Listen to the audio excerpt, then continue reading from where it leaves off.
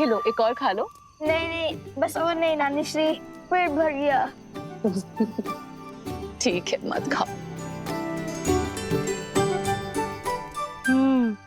मालपुआ जो तुम अभी खा रहे हो, वही तुम्हें माता के हाथों से भोज में भी खाना है।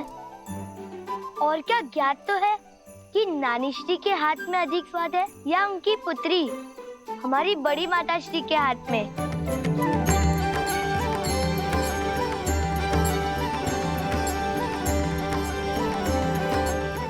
धन्यवाद नानी श्री, भोजन में आनंद आ गया। अब समझा मेरी माता ने इतना स्वादिष्ट भोजन बनाना किससे सीखा है। धन्यवाद केवल नानी श्री को, नाना श्री को कुछ नहीं। धन्यवाद महाराज जनक। धन्यवाद महाराज जनक।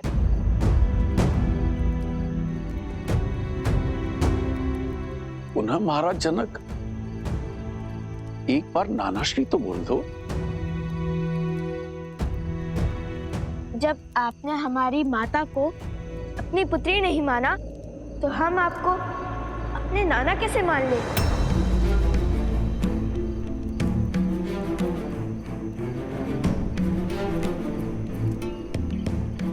कारावास आपकी पुत्री वन वन भटकती रही, एक राजकुमारी होकर भी एक वनवासिनी का जीवन जीती रही। आपने उनकी सुतक ना ली, उनसे मिले नहीं कि वो कैसी है, किस अवस्था में है, कहाँ है, कुछ भी जानने का प्रयास तक नहीं किया आपने। छोटी माता श्री से ज्ञात हुआ कि नानी श्री अस्वस्थ थी। यदि वो चाहती तो यूं माता को खोज निकालती, किंतु आप मिथिला नरेश होकर भी चूक गए। क्षमा कीजिए महाराज, हमारी मंशा आपका अपमान करना नहीं था, बल्कि हमारी मंशा तो हमारे मन में उत्पन्न हुए प्रश्न का उत्तर पाना था। वो संदेह जो हमारे मन में अभी अभी उत्पन्न हुआ, और न जाने प्रश्न हमारी माता के मन में कब से कचोट रहा होगा उन्हें, कि जिन माता पिता ने उन्हें इतना स्नेह दिया, वो उन्हें अकस्मात ऐसे भूल क्यों गए, और क्यों अयोध्या की भांति मिथिला ने भी उनसे मुख मोड़ लिया।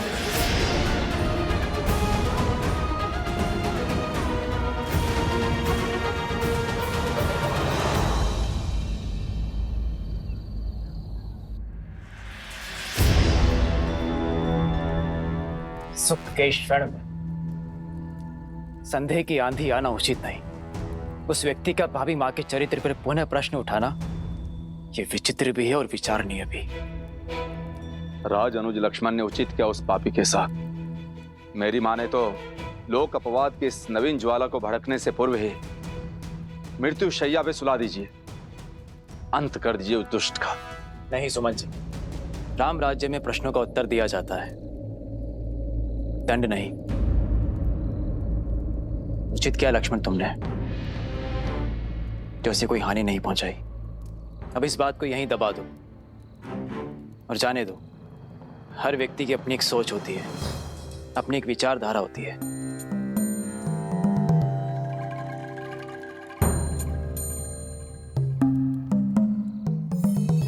जब संपूर्ण अयोध्या ही महोत्सव के रंग में रंगी है, तो हमें चिंता करने की कोई आवश्यकता नहीं। महोत्सव की तैयारियां जैसे चल रही है, चलने दो। और हाँ, ये बात भैया तक ना पहुंचे, अन्यथा उन्हें बहुत कष्ट होगा। इतने वर्षों के बाद उनके जीवन में सुख लौट के आया है, और ये सुख दुख में परिवर्तित नहीं होना चाहिए।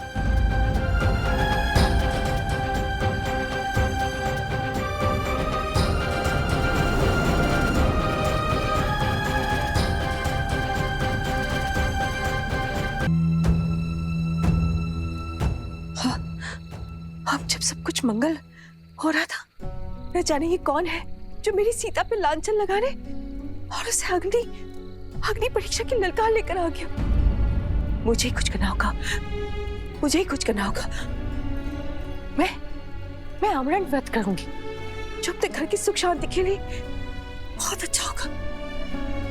यही उचित होगा। दीदी, आप व्यर्थ ही चिंता कर रही हैं। इस बार केवल अयोध्या नरेश राम ने ही नहीं, अपितु संपूर्ण अयोध्या ने सीता को मन से स्वीकारा है। सब कुछ सुलझा हुआ है। फिर आप अपने मन को क्यों उलझा रही हैं दीदी? देखिए ना, कैसे पूरी अयोध्या उत्सव की तैयारी में लीन है।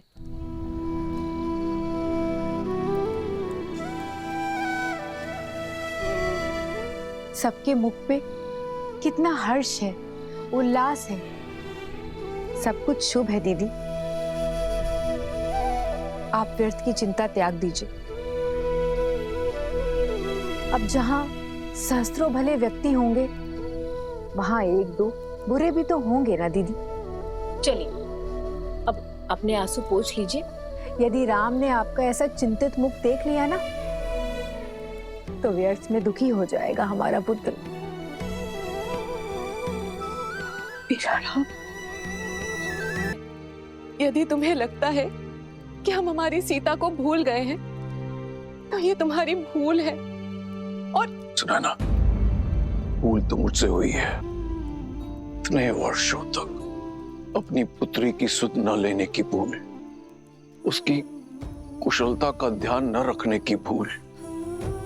यदि संतान सक्षम भी है, तब भी माता पिता को उसके साथ खड़े रहना चाहिए। किंतु मेरे पग समाज की रीत से बंधे थे। विवाह के पश्चात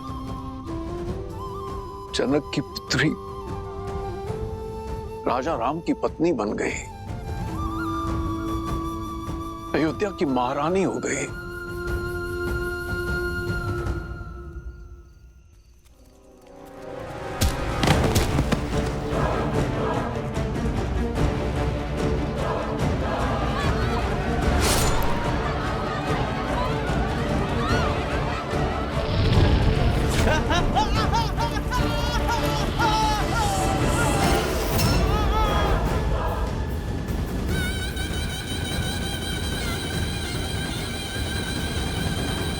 राज्य राजा राम के अधीन ही तो है। राजा राम हम सब के महाराज है। अयोध्या का ध्वज इस आकाश पर सबसे ऊंचा लहराता है। और उस समय राजा राम ने अपने सिंहासन पर बैठकर जो निर्णय हमें सुनाया, उसका सम्मान करना, उसका पालन करना मेरा कर्तव्य था। किंतु मेरा मन उस निर्णय को मानने के लिए सच नहीं था। और तभी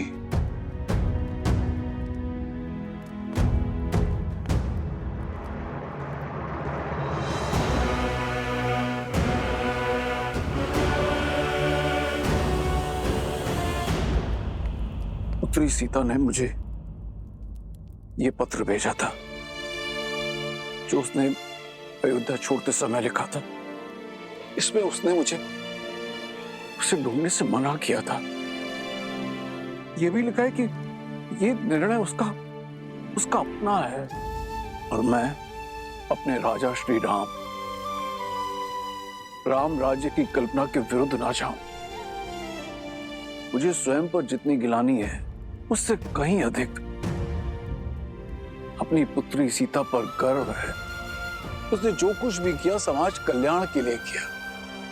मेरे हाथ बांधकर उसने समाज के हर पुरुष को स्त्रियों के विरुद्ध विकट विचारों से मुक्त कर दिया। मैं अपनी भूल स्वीकारता हूं। एक पिता होकर भी मैं अपनी पुत्री को ढूंढ ना सका, उसके कष्ट ना हर सका। और इस कारण मैं तुम दोनों का अपराधी भी हूं। मुझे क्षमा कर दो, क्षमा कर दो मुझे।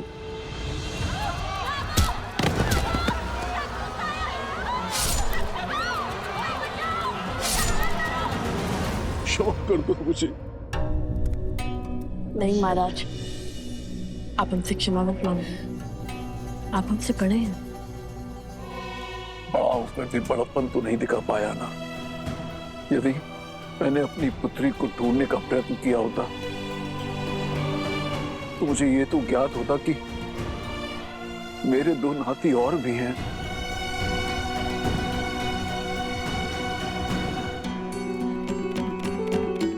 यदि हमारी बातों ने आपका हृदय आहत किया तो हमें क्षमा कर दीजिए। बालपन से सीखते हैं संबंधों का महत्व और उनका मूल्य अशुभ घड़ी में समझ में आता है। विकट परिस्थिति में यदि वो साथ दे तो वो अपने होते हैं और हमारी माता अकेली थी, बस उसीलिए दुखी थे हम।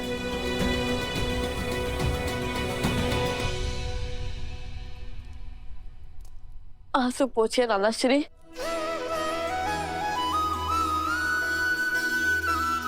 नानाश्री, एक बार पुनः कहो। अपने आंसू पोछिए। अपने आंसू पोछिए नाना श्री। जब अपनी पुत्री सीता से मिलूंगा तो एक राजा नहीं अपितु पिता होने के नाते उससे क्षमा अवश्य मांगूंगा।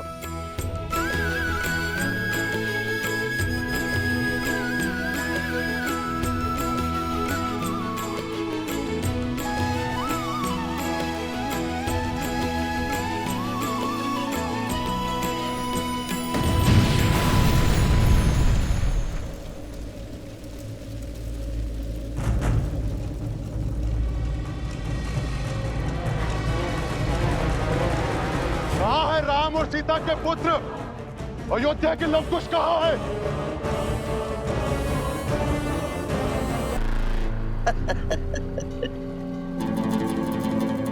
कहने को श्री राम की परछाई, श्री राम, और अपनी प्रजा के प्रश्न का उत्तर नहीं दे पाए। बताइए, अयोध्या में चल रहा ये महोत्सव, ये उत्साह, सब स्वांग है, स्वांग। कैसा स्वांग? हमारे भोले भाले मन को छलने का स्वांग, हमारे विश्वास को तार तार कर देने का प्रयास। हम भी कितने मूर्ख हैं, नहीं? अच्छा, एक बात बताओ, सबसे पहले क्या हुआ? सबसे पहले वो दोनों लव और कुश यहाँ आए और रामायण के कुछ दोहे, कुछ श्लोक और कुछ गीत गाकर सबका मन मोह लिया। और फिर स्वयं को राम भक्त कहने वाले लवकुश ने अश्वमेध के अश्व को रोका, अपने बाणों से सबको मूर्छित किया, और तो और श्री राम से भी युद्ध किया। और सोचो, जिनसे रावण ना जीत पाया वो श्री राम लवकुश के सामने कुछ न कर सके। और फिर श्री राम ने अपने ही शत्रुओं को यहाँ यज्ञ में आमंत्रित किया। आपको महारानी सीता के दर्शन करने हैं ना? आइए यज्ञ स्थल पर। बात तो उचित है। और फिर जब अयोध्यावासी लवकुश के विरुद्ध हो गए तब स्वयं हनुमान जी उन्हें बचाकर ले गए। और तभी हनुमान जी, श्री राम और लवकुश ने मिलकर एक षड्यंत्र रचा। उसी षड्यंत्र के अधीन यहां लवकुश ने सबसे पहले सभी स्त्रियों के भीतर प्रतिशोध की चिंगारी भड़काई। वहां श्री राम ने सभापतियों और मंत्रियों की पत्नियों को सभा में बुला लिया। और इतना ही नहीं, लवकुश की उद्दंडता का समर्थन भी किया। और फिर लवकुश ने प्रजा के भावों के साथ खेलकर रामायण के स्थान पर सीतायन का गान आरंभ कर दिया। और हमें बहलाकर ये सत्य प्रकट किया कि वो दोनों और कोई नहीं, देवी सीता के पुत्र हैं। हम बह गए भावनाओं में, हैं?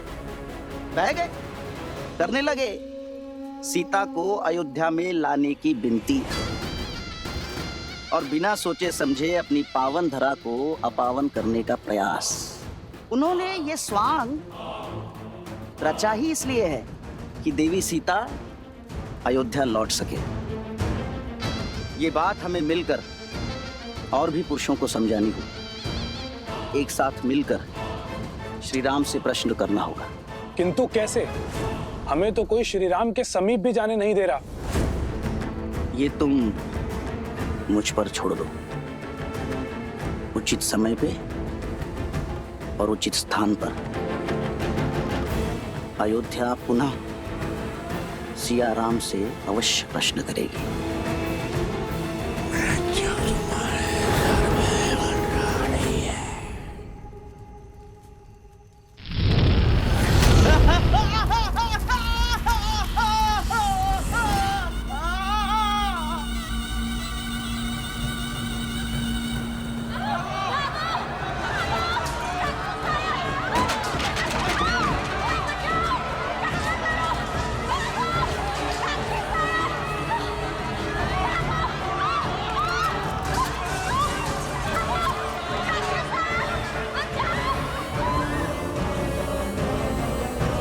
अयोध्या के लव कुश बाहर आओ। आज उनका काल आया है। जिस प्रतिशोध की अग्नि मुझे जला रही है, उस अग्नि को शांत करने के लिए उन्हें स्वाह होना पड़ेगा। लवकुश, तुम दोनों भीतर जाके छुप जाओ। इस दुष्ट का संहार हम करेंगे। सेनापति!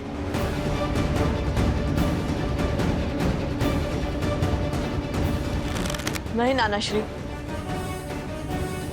रघुकुल का नियम है कि जिसे ललकार मिले वही प्रहार का उत्तर देता है, और ये हमें पुकार रहा है। तो इसका भी सामना हम ही करेंगे। नहीं, मेरी सीता तो मुझसे दूर हो गई, पर उसके अंशों को दूर नहीं होने दूंगी। नहीं।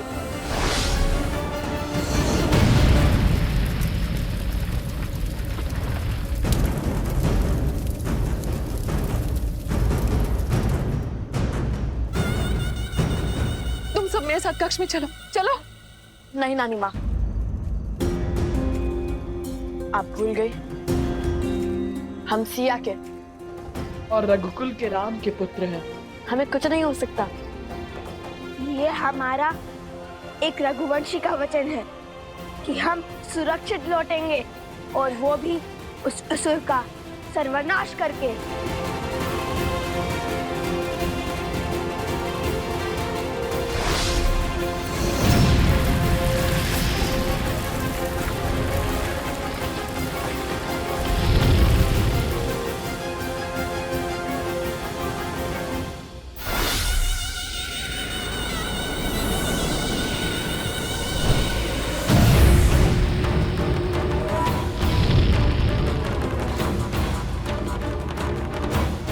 कहां छुप कर बैठे हो लव कुश, बाहर आओ।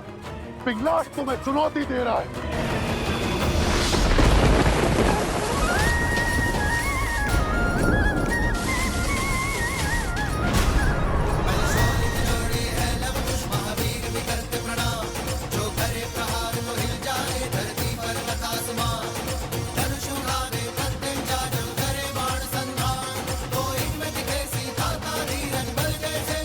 लवकुश तुम्हारे समक्ष है, हम पर प्रहार करो। इन निर्दोषों पर क्यों वार कर रहे हो? अपने संहार के लिए सज हो जाओ। आकार से बड़े शब्द हैं तुम्हारे। आज वर्षों से जल रही मेरी प्रतिशोध की अग्नि शांत होगी। शीघ्र ही ज्ञात होगा तुम्हें। आक्रमण! तुम दोनों के अंत के बाद तुम्हारे रक्तपान से होगी मेरी अग्नि शांत।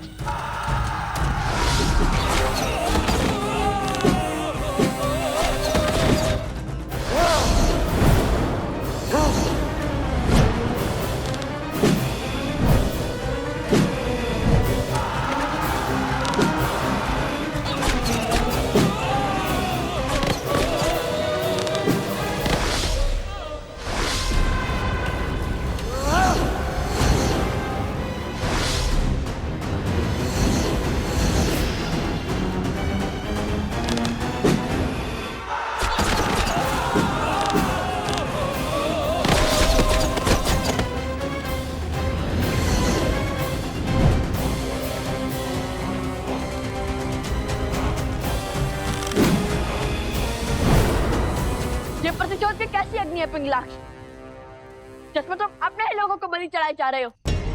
बताओ, इस अधर्म के भागी क्यों बन रहे हो? हमसे तुम्हारी क्या शत्रुता है?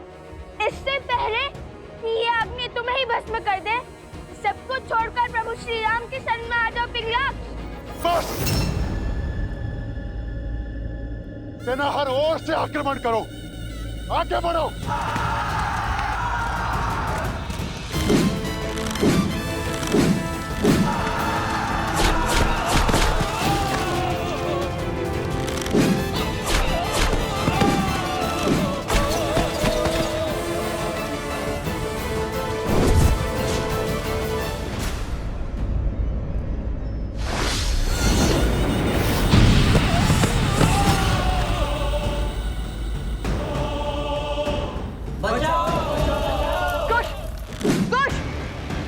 तुम जाकर उन्हें बचाओ, मैं इन असुरों का सामना करता हूँ। जाओ, जल्दी जाओ।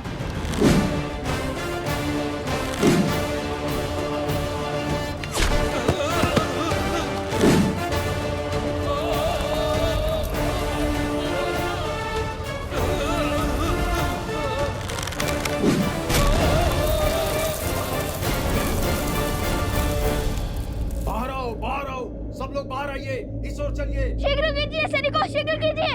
जब दो हिरण को एक साथ अखेट करना कठिन होता है, तो उन्हें एक दूसरे से दूर कर अकेला करना ही उचित होता है। शीघ्र कीजिए, सब सुरक्षित तो है ना? जाइए जाइए।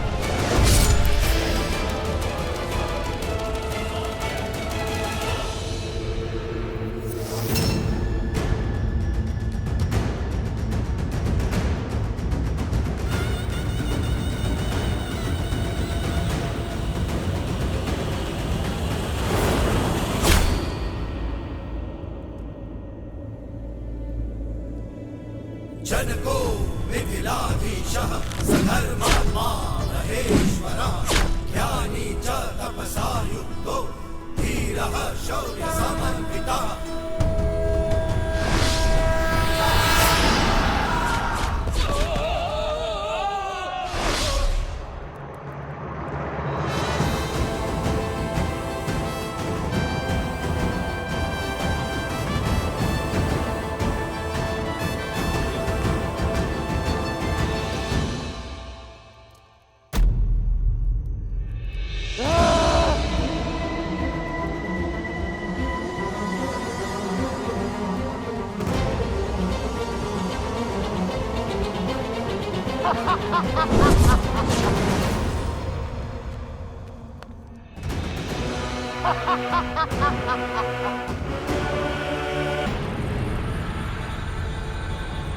आक्रमण! सावधान असुर!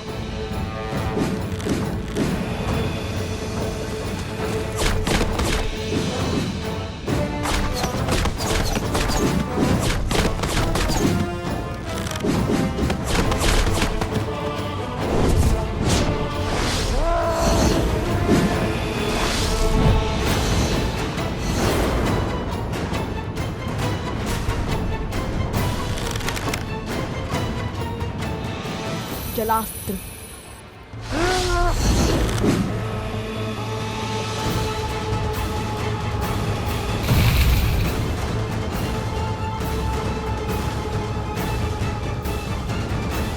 जलास्त्र। जलास्त्र।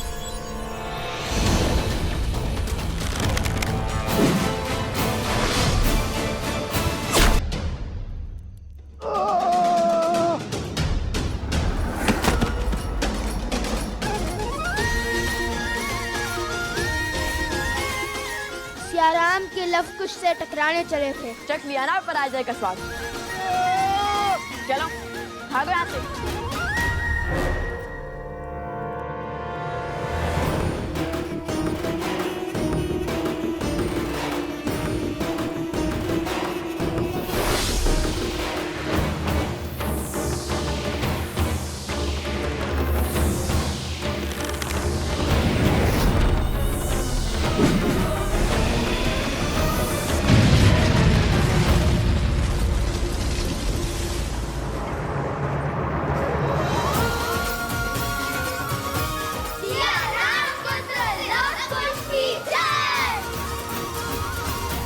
कौन था ये?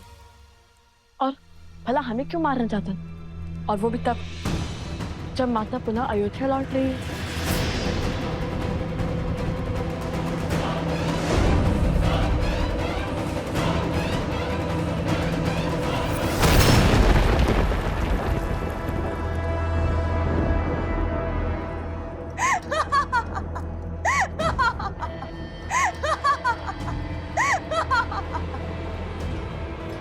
मेरा सेवक तुम्हारा अंत नहीं कर पाया तो क्या हुआ?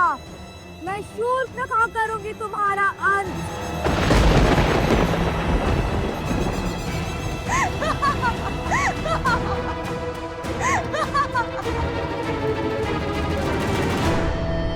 शूर्पणखा करूंगी तुम्हारा संहार।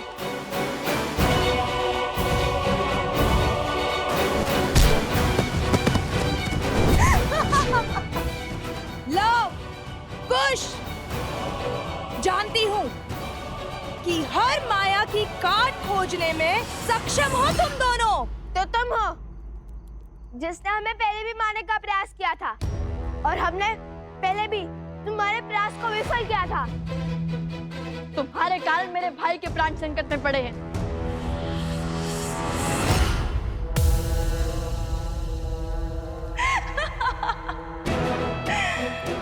उस समय तो केवल प्राण संकट में पड़े थे, परंतु आज तो पखेरु हो जाएंगे, तुम्हारे भी और तुम्हारे भाई के भी।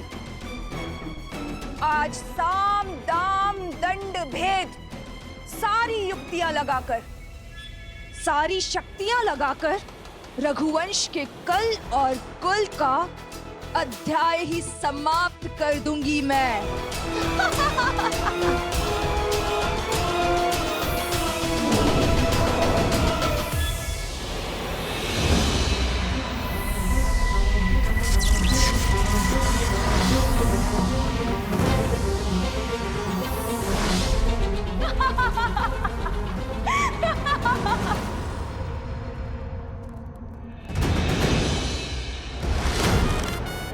सावधान शूर्पणखा, स्त्री पर वार करना रघुकुल की मर्यादा का संघार है। रोक दो ये दुस्साहस, अन्यथा कहीं हमें भी काका श्री लक्ष्मण की भांति उनके पद चिन्हों पर न चलना पड़ जाए। उदंडी बालक,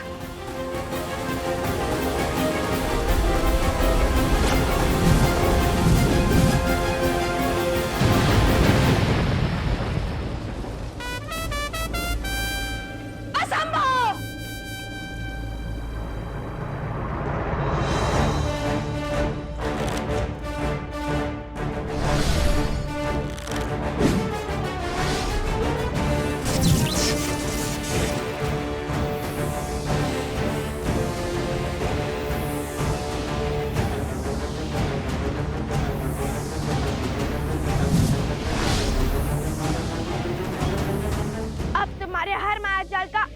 शूर्पणखा, अब तुम कोई खेल नहीं खेल सकती, कोई स्वांग नहीं रच सकती।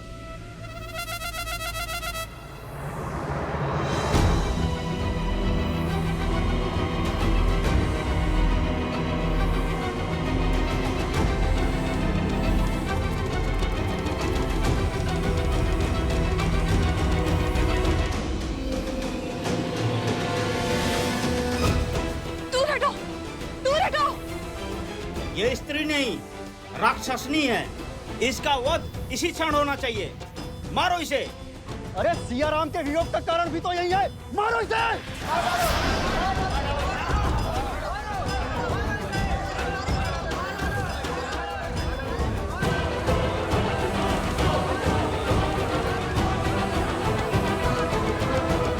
इसे। नहीं। माना कि एक राक्षसी है, किंतु है तो एक स्त्री ही ना, एक माता ही ना। धरती पर प्राण देने वाली स्त्री का मन कोमल होता है, उसका मन सबसे विशाल होता है, जो स्वयं असहनीय पीड़ा सहकर अपने संतान को जीवन दान देती है। और स्त्री का वध वेदों में, शास्त्रों में जघन्य अपराध माना गया है। आप ज्ञान के केंद्र मिथिला की प्रजा हैं और धर्म की रक्षक मैथिली के प्रिय हैं। आप इस पाप के भागी मत बनिए और मेरी मानिए, इसे जाने दीजिए। महाराज जनक की पावन धरा पर एक स्त्री का रक्त बहाना शुभ नहीं होगा। लवकुश का कथन उचित है। प्रकृति कुकर्म का दंड स्वयं देती है और इसे भी इसके कुकर्म का दंड अवश्य मिलेगा। जाने दो इसे।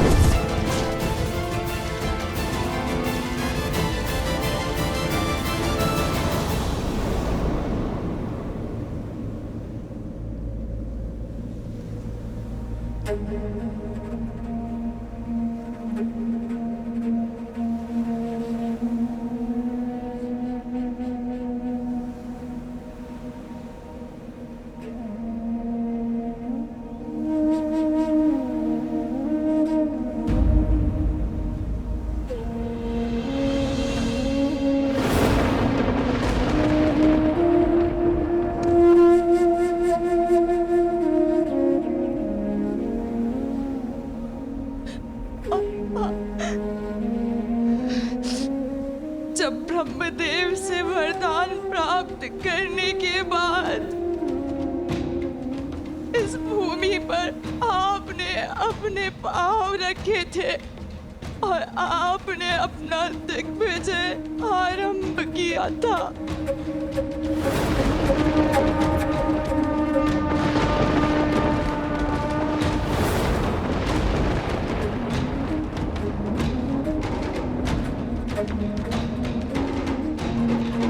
आप मेरे सुख के साथी बने भैया।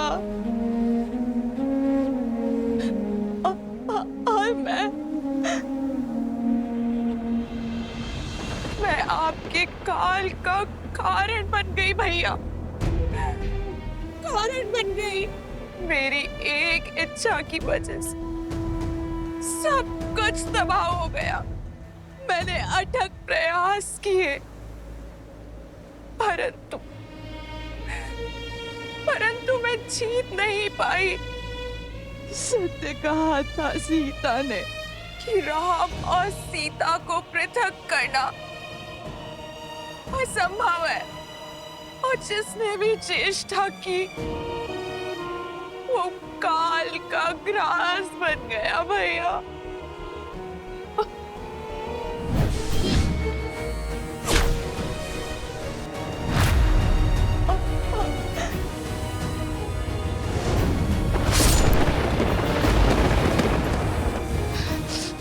मारो इसे। नहीं। माना कि एक राक्षसी है, किंतु है तो एक स्त्री ही ना, और मेरी मानिए, इसे जाने दीजिए। और आज उन्हीं राम और सीता के पुत्रों ने मुझे बचाया, जिस राम और सीता को पृथक करने के प्रयास में इस समस्त चक्र का आरंभ हुआ। सत्य कहा था सीता ने कि संसार को दोष देते देते मैं स्वयं के भीतर झांकना तुम भूल ही गई। तुम्हारे हर शब्द की प्रतिध्वनि अभी भी मेरे कानों में गूंज रही है सीता, खेद है मुझे। मेरा परिवार, मेरे कुल का सर्वनाश का कारण मैं बन गई। अब मुझे शीघ्र जाना होगा अपने कुल, अपने भैया दशानंद के पास, ताकि मैं उनसे क्षमा मांग सकूं।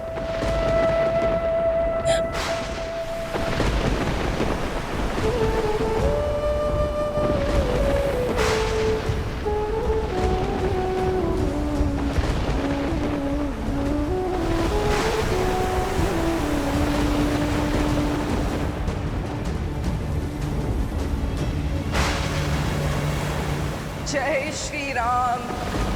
भज मन राम नाम सुखदाई, भज मन राम नाम सुखदाई।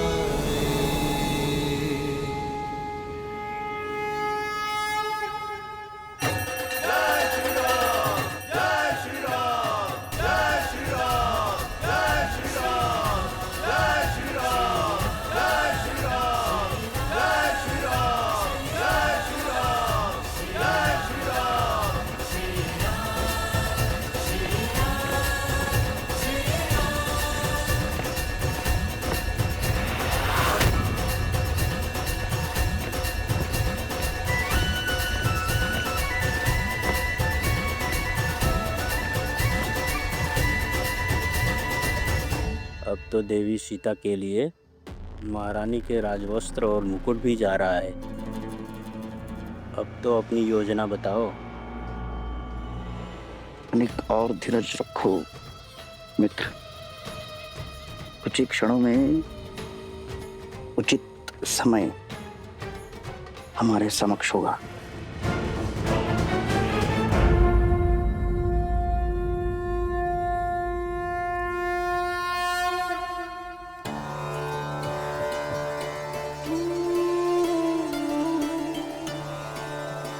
सीता,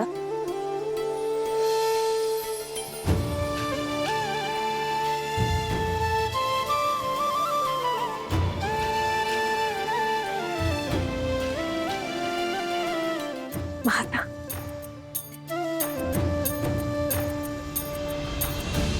सौभाग्यवती भव।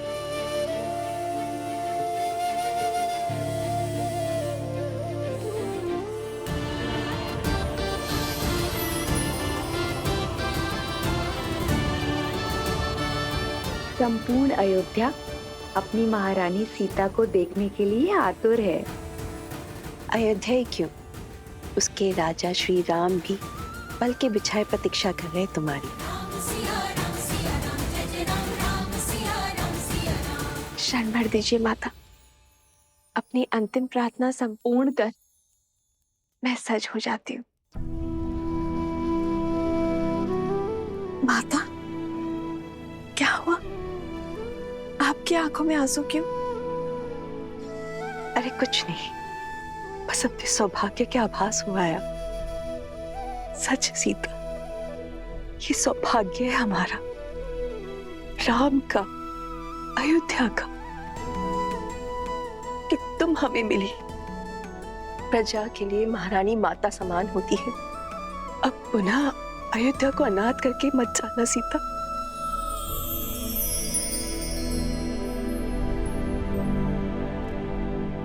धर्म और सत्य के तेज ने अधर्म और असत्य का हर अंधकार मिटा दिया है माता। अब मैं भला इस पावन नगर और अपनी प्रजा से पृथक कैसे हो सकती हूँ?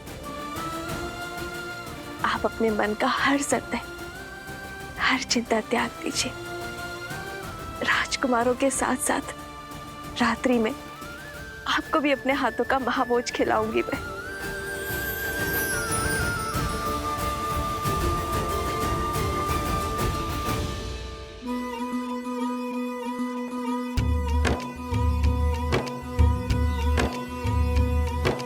महावेगी सरयू के किनारे पावन बड़ा है एक नगर,